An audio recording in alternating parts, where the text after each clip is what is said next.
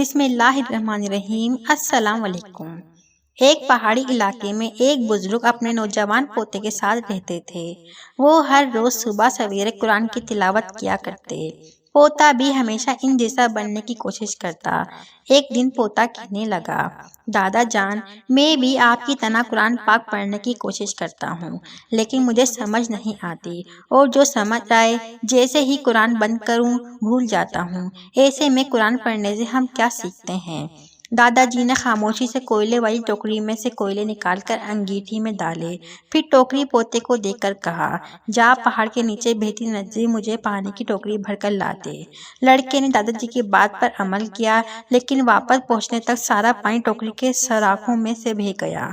दादाजी मुस्कुराए और कहा, तुम इस दफा और ज्यादा तेज कदम उठाना। ये कहकर पोते को वापस भेज दिया, लेकिन इस बार वो बाल्टी में पानी ले आया। दादाजी ने कहा, मुझे बाल्टी नहीं टोकरी में पानी चाहिए, तुम ठीक से कोशिश नहीं कर रहे।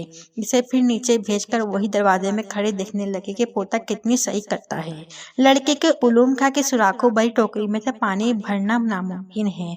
बहरहाल दादाजी को दिखाने के लिए टोकरी पानी से भरी और इंतहाई सरत से वापस दौड़ पड़ा, लेकिन पहुंचने तक टोकरी में से फिर पानी बह चुका था और वो खाली थी। लड़के ने कहा, देखा दादा जान, इसमें पानी भरना बेसूद है। दादाजी कहने लगे, बेटा टोकरी की तरफ देखो।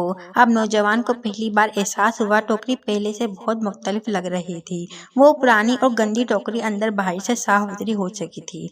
दादाजी ने कहा, बेटा जरा देखो, कोयलों से सिया हुई टोकरी बार बार पानी के धोने से मंदा हो गई। इस तरह जब हम तिलावत कुरान करें तो चाहे इसका एक लफ्ज़ भी ना समझ पाए, तिलावत हमें अंदर और बाहर से ऐसे ही पाक साफ कर देती है, यूँ अल्लाह ताला हमारी ज़िंदगियाँ बदल देता है।